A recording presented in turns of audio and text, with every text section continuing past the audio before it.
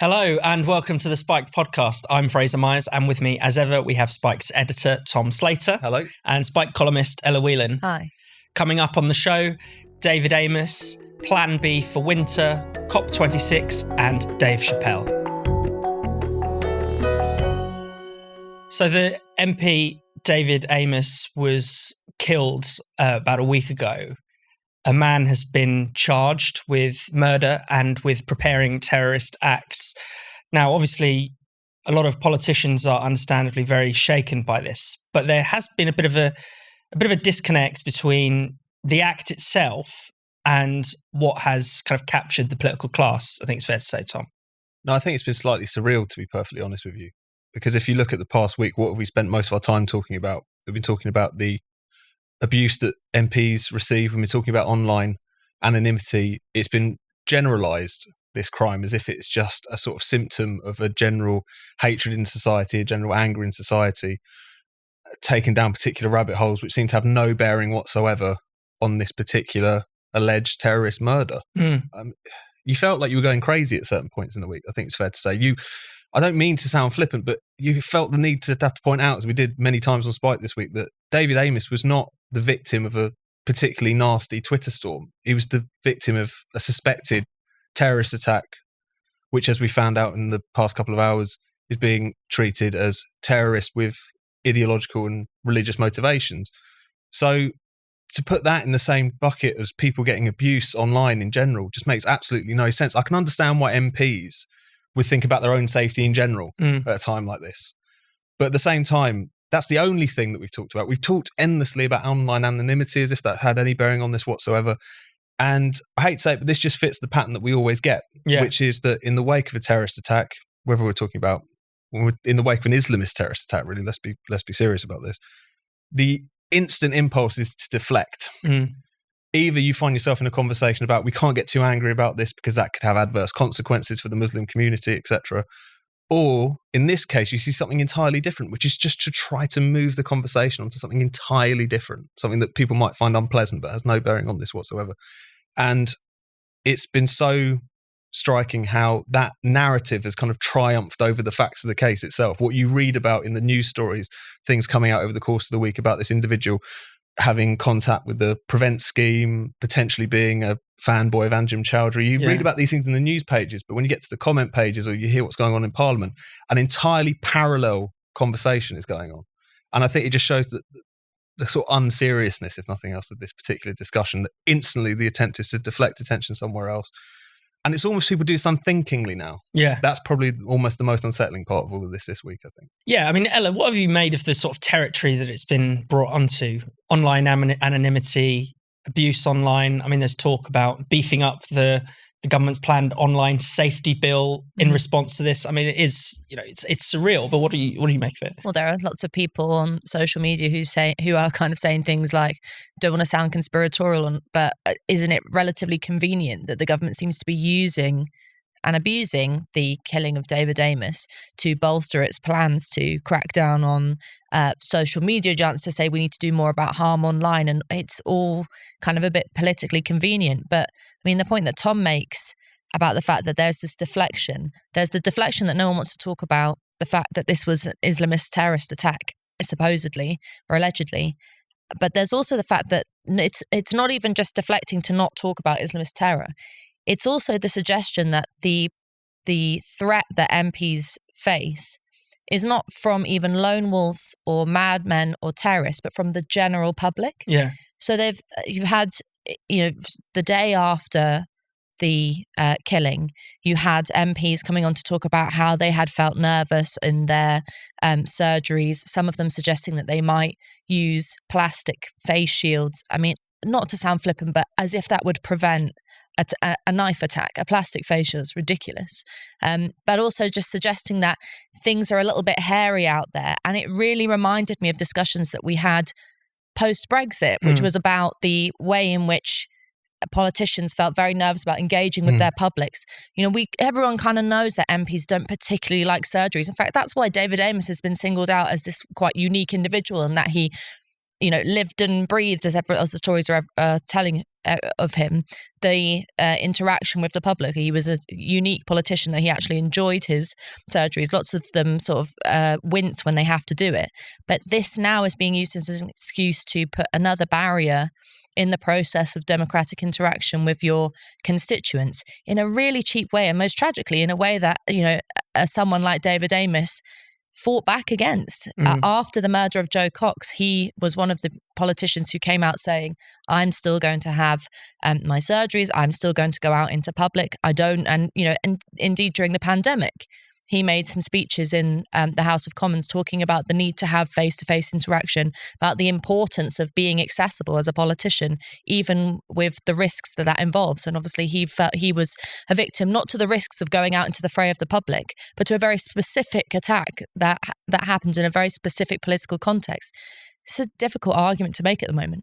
But I have to say there's a fair amount of cowardice going on within our political representatives who want to try and, I think, use this to prevent and hide from what should be proper democratic processes. And that is a real damnation to the legacy of someone like David Amess. Yeah, Tom, what do you make of that? Politicians sort of walling themselves off from the public. I mean, it certainly feels as if the response has changed a lot. I mean, if you think back to 2010, which I think was when Stephen Timms, the Labour MP for East Ham, was stabbed by Islamist extremist in that case as well. He actually made a point of saying they offered him like a knife arch for his surgeries, and he refused that. Yeah. Insofar as he was saying, I don't want people to think I'm suspicious of them. I don't want any more barriers to be created, because even something as simple as putting, say, a policeman on the door has consequences. What if the people who are coming to see you have very legitimate reasons to come and see you, have bad experiences with the police, or have reasons to be nervous? All of these things can create unnecessary barriers, but as well as just kind of getting in the way of the sense that these people are supposed to be part of your community, one of you, your representative, not someone who's in any way kind of sheltered away from you. It can be really destructive. But I think it really comes down to that point that you're making about this idea, this really slippery idea that's been around for quite a while, but it's got very intense in recent years, that there's this kind of atmosphere, that there's this sort of culture, that there's this vibe which exists, which has been ginned up by media discussions about Brexit or the culture war or this or that or what. Pick your issue, because it's so subjective. You can hang anything you don't like on it, really. And the symptomatic of that are all of these different, very, different kinds of issues that we're dealing with in society. I mean, it's like, the thing is that, there are murders for all different kinds of reasons all the time. There's obviously different motivations, different contexts in which we need to see this. And I think I would have potentially more time for the different kind of arguments and discussions that have gone on this week if they weren't the only ones that were going on. We talked exclusively about anonymity. We're not even really talking about MPs' security at constituency surgeries anymore. That was kind of in the first wave of this. But since then, it's just become increasingly different. And I think you do have to contrast it, though, as well. Just on the sort of Joe Cox point, I think it's important, because there was this editorial in The Observer this week, or last week, I should say, which said that people will jump on the scant details that this is being treated as a terrorist incident with a potential Islamist motivation. Imagine if in the wake of Joe Cox's killing, someone had said that the fact that the far-right extremist who murdered her in cold blood shouted Britain first as he did so, that it very quickly became established that he had a net history full of far-right websites and all the rest of it. Imagine if anyone said, we shouldn't focus too much on that. Yeah. You would rightly be very seriously criticised. And yet in this situation, just cowardice pervades completely. And yet it's cowardice about the form of terrorism, which is by far the more deadly form that we have to deal with today. And that all just comes down to cowardice, definitely. But also, doesn't that kind of play into the contempt of the public? The fact is, we supposedly can't have a discussion about Islamism because people will go out and commit crimes against innocent Muslims. That seems to be one of the driving forces.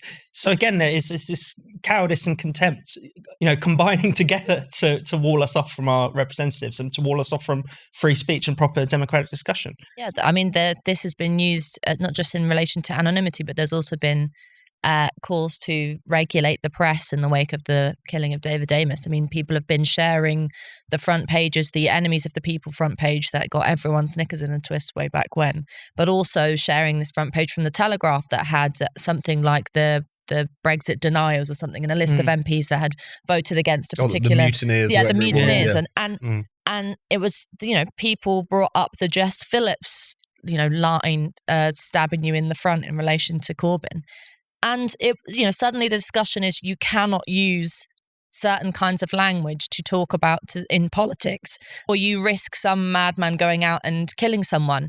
Which completely negates the fact that this was not some random madman going out and killing someone, but it was it looks like, as we haven't got all the details, but the person who allegedly killed David Amess looks like it was a almost cookie cutter example of things that we've seen before, of an individual radicalized along with Islamist terror, born in the UK, brought up in the UK, and we're still not able to have that discussion. And the tragedy is that how many times does this have to happen before we get serious about calling out the problem and talking about it out in the open? The more we express a kind of cowardice around Islamist terror, which is a point that we've made on Spike many times before, the more these people seem to proliferate, and the more the problem goes unsolved. We've had in the last week discussions about, what are we going to do about prevent on campus? But these people aren't at university, holding discussions with preachers. It's going on in this kind of underground radicalized area that is going to continue to provide people with warped views. What is it that makes someone allegedly get on a train and kill a politician, seemingly at random? We have to talk about that, or risk it continuing to happen. Tom, anything you want to add to this? Well, I think it's just coming back to that question of the consequences for freedom of speech as a result of this is really important to stress, because it feels like this discussion, as with so many discussions we have nowadays, it just seems to be another symptom of the fact that the political class and the media elite think that basically words are dangerous, is one really, and that people can't be trusted.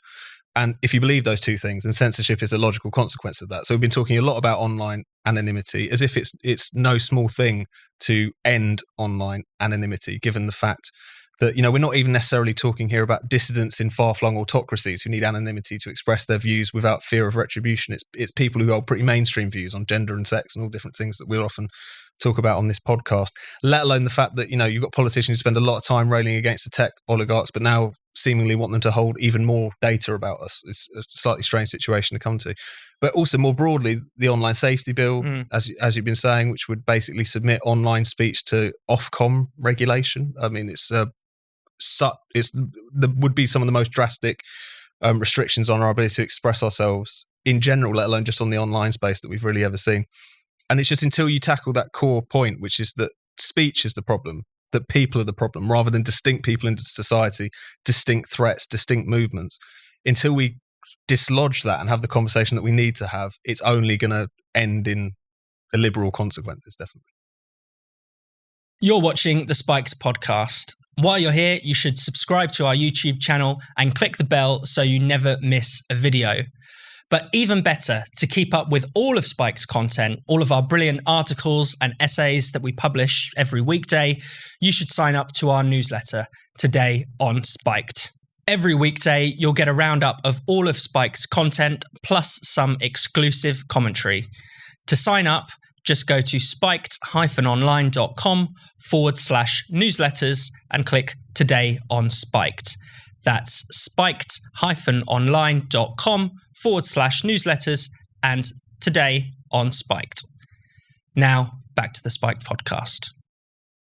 So there are calls for the government to implement its Plan B for winter as cases are rising, COVID cases are rising as we go into the autumn and winter. That would entail vaccine passports, mandatory masks, and possibly more home working. What do we make of this? Is it, Groundhog Day again? Well, you did get that sinking feeling when it was announced that there was that Sajid Javid was going to have a press conference, and that brings back all those really depressing moments. We thought, oh God, what next? And despite the fact that the government is, for now, maintaining some kind of semi-sturdy line on saying, no, we're not going to bring any restrictions in there for now, being fairly firm with some of the more catastrophist clause from either newspaper commentators or various quote-unquote experts suggesting that we need to almost bring back in lockdown in the next few weeks to stop the NHS being overwhelmed. There was a real tone in what Javid was saying, which basically was I read it as a warning, which was that we're not doing any of this now, but we reserve the right to do it later. And, if you look at some of the details of what he was suggesting, saying, no, we're not going to bring in mandatory mask wearing yet. But I think that, what's going on TfL and in London is fantastic, as in basically saying mandatory mask wearing is a really good thing, but we're not going to have the guts to come out and say that we're in favour of it yet. And it's holding the sword of Damocles over the public yet again. I mean, there's no conception of the fact that it is almost as corrosive to public health to maintain this level of threat to changes of our lives as it is to actually bring them in. I mean, so many of us over the course of the last 18 months were talking about the fact that it was the uncertainty and the waiting to find out what your life was going to look like in 2 weeks and 2 months' time. That was also as much of a problem as being told that you weren't allowed to go outside. And this is going to be horrendous news for so many people. I mean, my 30th is in December, and I tell you, if I have to do a Zoom party, I'm going to kill myself. And there's lots of people who have more serious objections to this. I mean, we seem to have forgotten, it makes you want to scream, actually. We seem to have forgotten the fact that, just a few weeks ago that we were talking about the government's lessons learned campaign, talking about all the people that died of dementia in care homes, talking about all the people that didn't manage to get their hips replaced or their cancer treated. Like, that's all gone out the window now because someone has said, ooh, winter's coming. And yes, we have to talk about things like, and be serious about the prospect of a slight rise in hospitalizations, rise in cases, but where are all the other options? Options like, things that are now controversial, shielding, options like looking at where, vaccine boosters might be relevant, rather than relying on this really kind of lazy, coercive response, which just says, what are we going to do? Panic, shut everything down. But I mean, aside from the lockdown freaks who just are terrified of society being reopened again at all, the obvious answer to this is the fact that the booster vaccination program is going far too slowly. It's something like 2/3 of care home residents haven't got their third jab yet. These are the most vulnerable people in society. There's concerns about the first doses already having waned. At full clip during the first vaccination programs, like we were hitting about 600,000 a day. We're at about 200,000 a day. Yeah. At the moment, it's quite clear where the problem is. And when you hear, whether it's the NHS Confederation or the British Medical Association have come out and suggested that we need to go to Plan B+, I think was some of their language.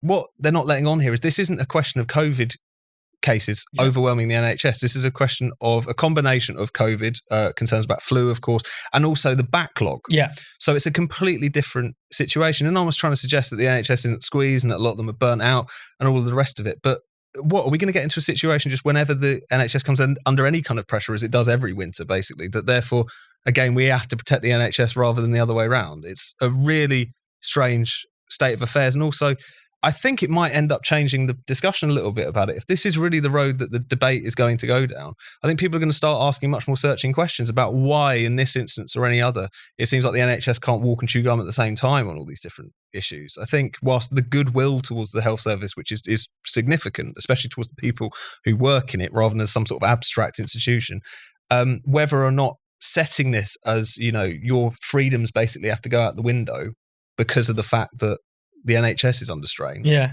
I think that's going to change the conversation a little bit, potentially. But there's just, again, you just wonder at what point can they confidently say there's things that we can do to stop this. The vaccine is the number one thing. Everything else we just have to deal with. Yeah. Whether that's more NHS capacity or more capacity for the booster program, whatever it is.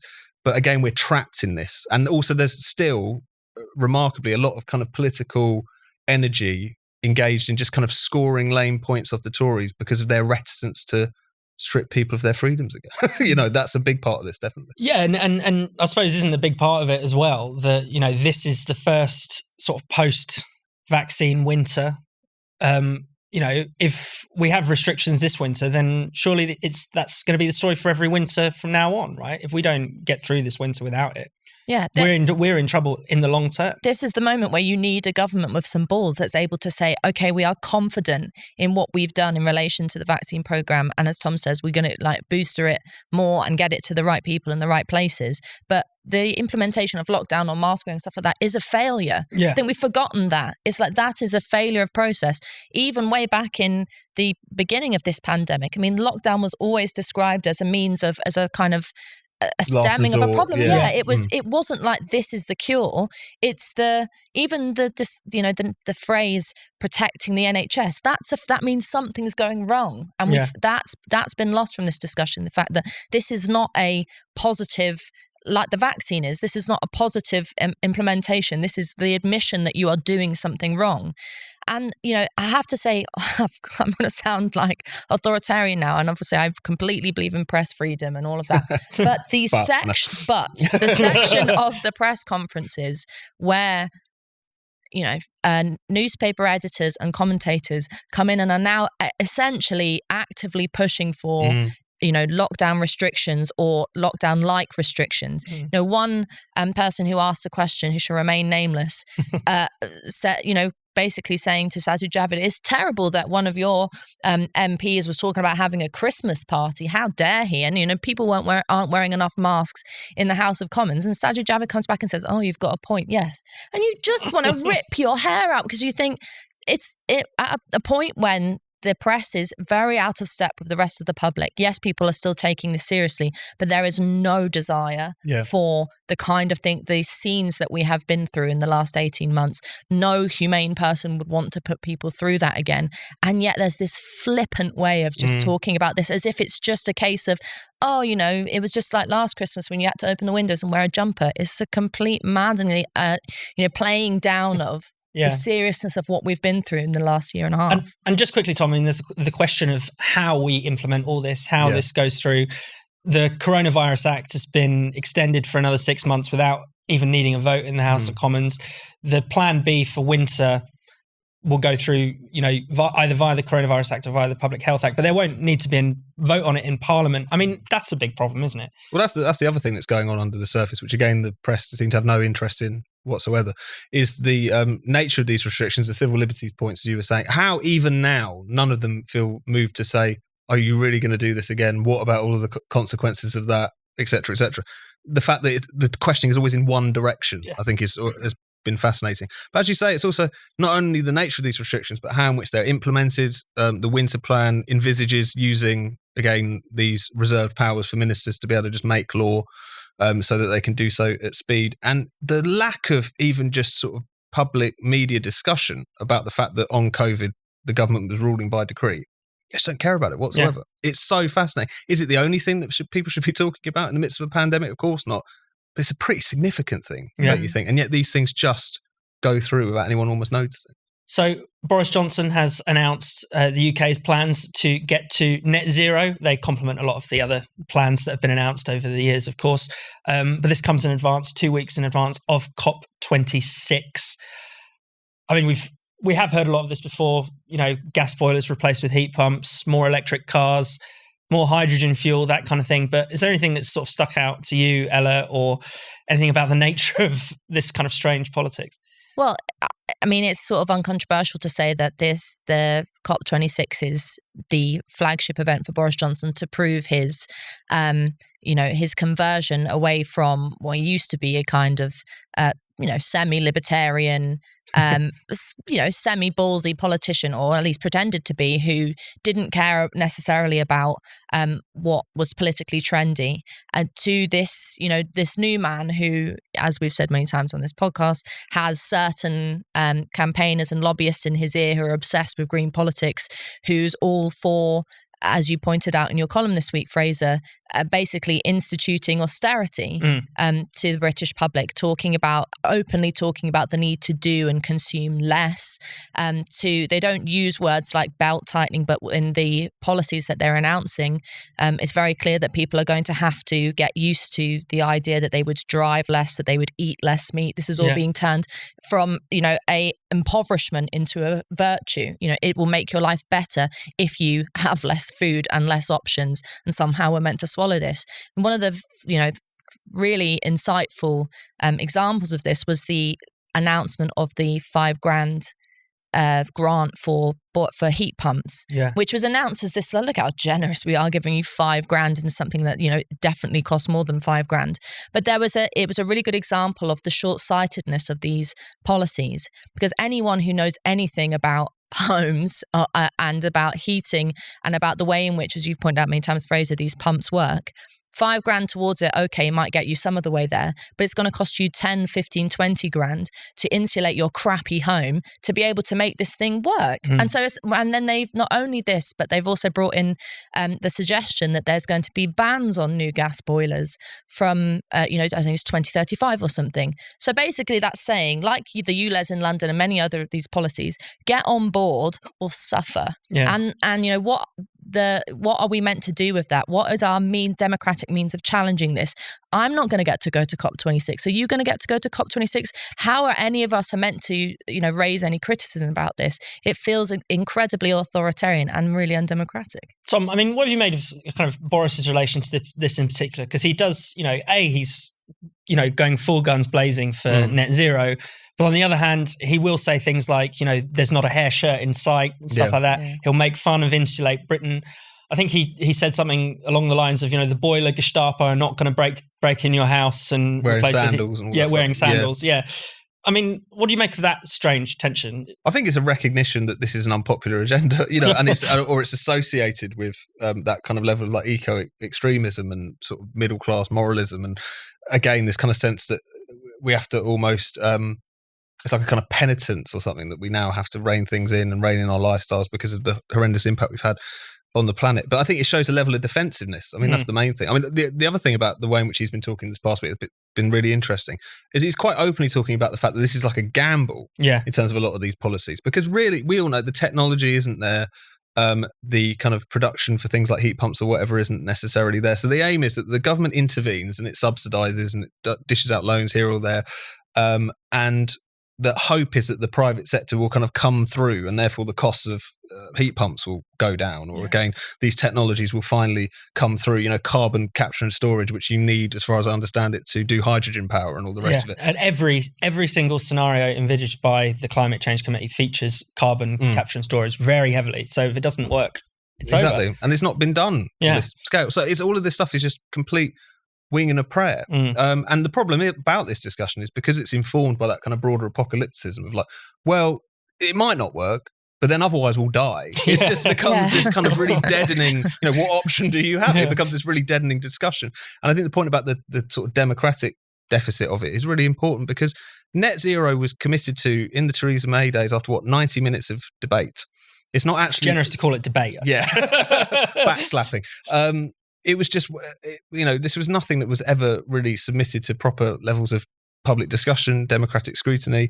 There's not actually been any cost attached to net zero in the latest publication, but at the same time, where it has been measured, it's been north of $1 trillion at least. I mean, this is a fundamental change of how society and infrastructure and how our lives operate and all the rest of it.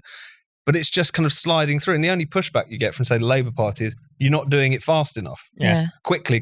I mean, it's really quite strange if you think about the totality of this policy. And then also the fact we're talking about, a lot of these discussions being detached from reality in the midst of a gas crisis, cost of living crisis, talking about people having to shell out on a heat pump or pay more for their energy. I mean, all of this stuff, it just makes no sense. But it comes back to that point, which we've talked about it a fair bit on the podcast, which just all of this green politics, it just inverts the usual expectations of politics on its head. People's lives are supposed to get better as a consequence of this. They're competing to impoverish us and become world leaders in impoverishing people.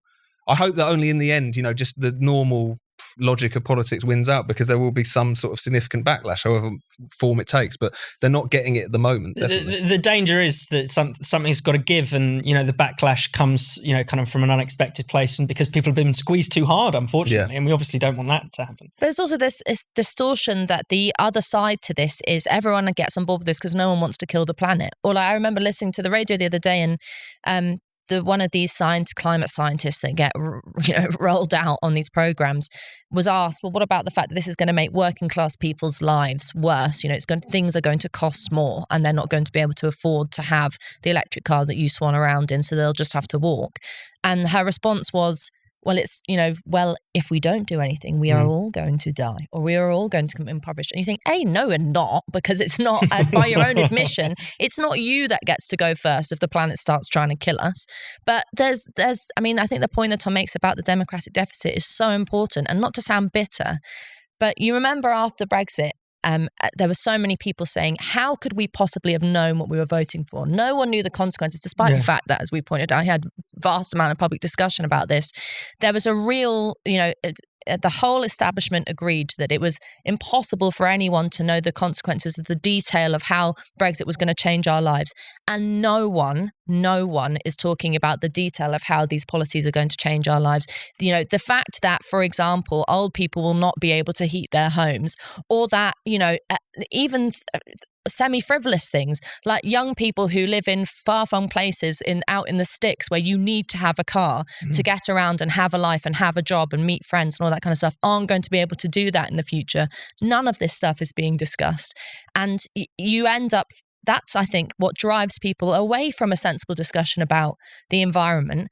The fact that the government is now pushing us onto everything being related to electricity and has no credible plans to build any more power stations. The fact that the nuclear energy, as we've said many times on this podcast, has become like, they've just realised it exists again. Yeah, but also it's like talking about it is like saying Voldemort. It's like you're not allowed to say it. And people say, nuclear waste and stuff. There's a really infantile discussion around this, which paints all of us and anyone who asks a sensible question about why we are being impoverished as climate deniers or evil, gas guzzling bastards, basically. And unless that changes, we're going to sleep, much like the COVID stuff, we're going to sleepwalk into a position where our lives are being changed without us having any means to push back on it. And finally, let's talk a bit about Dave Chappelle. His comedy special has sparked a walkout at Netflix, and that's been backed by numerous Netflix stars. Dave Chappelle, for not the first time, has been accused of transphobic hate speech, essentially. Tom, what have you made of these protests? Very curious, I think. I mean, you see the wave of these in kind of Silicon Valley, these kind of big tech firms, or even in the publishing world, we talked about some of them, where you basically have kind of staff walkouts and almost strike action, but over their own hurt feelings. Yeah. Like, it's not about pay, it's not about working conditions, it's about how dare you have published this thing that has upset me. I mean, it's the most well, Tom, they would say it is about conditions because you've made an unsafe work environment. Well, this is the thing, because I watched some of the videos from the protest earlier today. Anyone should. It's quite comical, but they're quite openly saying, I mean, it's not 100% clear if these people actually work there or if these are people who are just sort of well-wishers. I think, hangers on, people in the sort of activist set and all the rest of it. But there was one of the speeches from one of the organisers said, we're not here because we can't take a joke. We're here because these jokes are taking lives. And you just think, first of all, that means you can't take a joke, doesn't it? But also, it just shows that there's this is a sort of hysteria. I mean, it's a mania. The controversy over Dave Chappelle and his various very brilliant comedy specials that he's had out on Netflix over the course of the past couple of years, the level of outrage that has sustained has been incredible. And you have to remind yourself that what you're talking about here are jokes. I mean, at the beginning of this special, the closer, he makes a joke about being abused as a child and enjoying it. Yeah. This man is a provocateur. He's having a laugh. The idea that this is something akin to a sort of hateful, transphobic rally is completely ridiculous. And what you're really just seeing is that this idea that, again, kind of like words are violence, that speech is violence, that a lot of some of the people who have quite significant positions in culture and in these organisations now hold to, it's just completely incompatible with artistic freedom. Yeah. The two cannot exist. And these protesters, as far as I understand it, they're at pains to say, we're not saying that the special should have been pulled down, but effectively what they're saying is we want to make sure this never happens again. Yeah. They want to bring through almost like kind of trans sensitivity viewers to make sure that if there's anything which touches on these topics, they're consulted. I mean, it's basically about closing off anyone who might dare want to touch upon these topics in a way that a self-appointed activist set have decided are off limits. Yeah.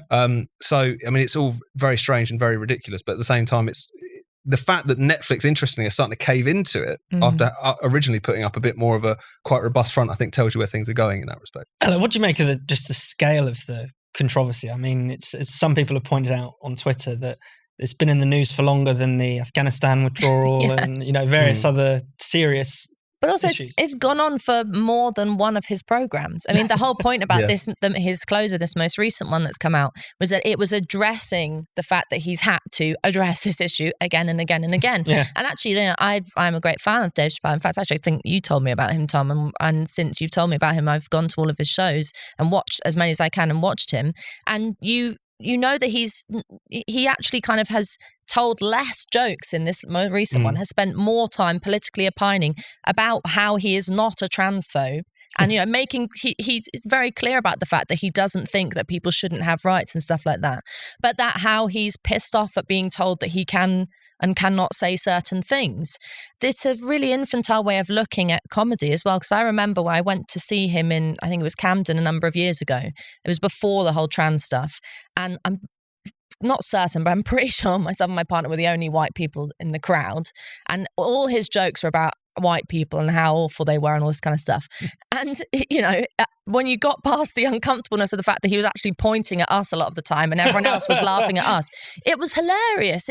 Because you enter into a comedy gig, or when you watch something like that, understanding that you're going to laugh at people and also you might be laughed at yourself. And that's part of the shock factor. It's part of the pushing the boundaries of comedy. And no one seems to be talking about the thin-skinnedness of these small number but very vocal, you know, number of trans activists who are just incapable of being able to laugh at themselves. There is something funny about all the ways in which we live, and nothing should be sacred. In fact, the more you try and make it sacred, the funnier it gets to poke fun at it. And, you know, I think thankfully there's lots of people who cave under this. But one of the reasons why Dave Chappelle stands out is because he refuses to cave. And that's why people love him. That's why his show is popular on Netflix, because he's saying what we're all thinking, which is that I should be allowed to make a joke about this. This is not, you know, heresy. What's going on here? And so I think, you know, even though I was slightly disappointed in the lack of jokes in the most recent one, it's essential watching for everyone because it gives it a rare glimpse of bravery in a debate around, you know, gender ideology that is so lacking of courage at the moment. Yeah. No, and also it's just he comes from a particular sort of strain of comedy which puts a lot of emphasis on kind of like laughing at difference as a byproduct that kind of brings people together. It's just the kind of absurdities of everyone's lives, you know, whether you're talking about stereotypes, this, that and the third, all of that is just being really kind of shut down. And also just a kind of sense in which you can just laugh at things, because that's the problem with the sort of woke assault on culture at the moment, is the fact that what it basically comes down to is that anything in art and culture, particularly anything popular, must say the correct thing. You can't toy around with things. You can't piss around with things. You must deliver the message in one way, shape or form. And that, you know, artistic freedom can't survive that. And I think the great thing about Dave Chappelle, how long this will go on for, I don't know, is because he's so famous and because he's so brilliant and because he's kind of uncancelable and because he has this attitude, which is that he's always said it quite explicitly in previous specials, I can't help but make these jokes precisely because people have told me that I cannot make them, that he just very naturally busts through all this stuff. But given the kind of response from Netflix, given the sort of climb down, you know, how uncancelable can he be? Or at least someone like him could be in the future. It definitely doesn't bode well for any of that. Thank you so much for watching the Spiked podcast. We'll be back next Friday. If you hit subscribe and click the bell, you'll never miss an episode. And in the meantime, why not check out all of Spiked's other videos and podcasts on this channel? And for more Spiked content, find us at spiked-online.com.